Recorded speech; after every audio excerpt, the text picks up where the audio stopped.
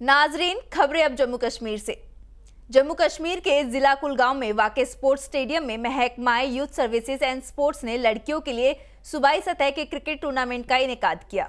इस टूर्नामेंट का इफ्तिताह कुलगांव के deputy commissioner doctor Bilal Mohiuddin but ने किया, जिनको तकरीब में मेहमान खुसूसी के तौर पर दावत दी गई थी।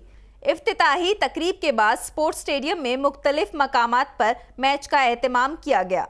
जहाँ तक मेरा एक्सपीरियंस था इस टूर्नामेंट में, बहुत ही मज़ा आया, बहुत ही एकदम मस्त था। हम जो साउथ कश्मीर पहली बार आ रहे हैं तो हमने यहाँ पे देखा एकोमोडेशन जो हमारी थी, हॉस्टल्स, जो बेडिंग थी, डिनर था, ब्रेकफास्ट बहुत ही ज़्यादा अच्छा ही था। और हम बहुत ज़्यादा शुक्रगुजार है डिस्ट्रिक्ट कुलगाम से कि उन्होंने हमें ये अपॉर्चुनिटी दी कि हम अपने टैलेंट को रिप्रेजेंट करें। ये हिस्ट्री में पहली बार यहाँ पे इंटर डिस्ट्रिक्ट कुलगाम में होने जा रहा है।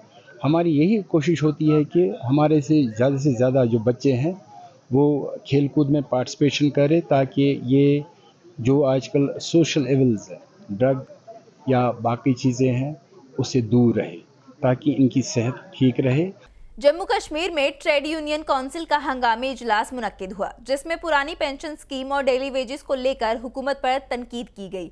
मीटिंग के बाद मीडिया से बात करते हुए काउंसिल के सदर अब्दुल मजीद ने कहा कि मुलाजमीन को अपना जीपी फंड हासिल करने के लिए महीनों लग जाते हैं। उन्होंने डेली वेजेस को बाकायदा ना बनाने की हुकूमत की पॉलिसी को लेकर भी जमकर निशाना साधा। Jammu Kashmir trade union council का आज जो हंगामी इजलास मुनक्किद हुआ है, तो आज के इजलास में ट्रेड यूनियन काउंसिल के साथ वाबस्ता तमाम लीडर ने अपने ख्यालात का इजहार करते हुए आज के इजलास में जीपी फंड ही फोकस रहा।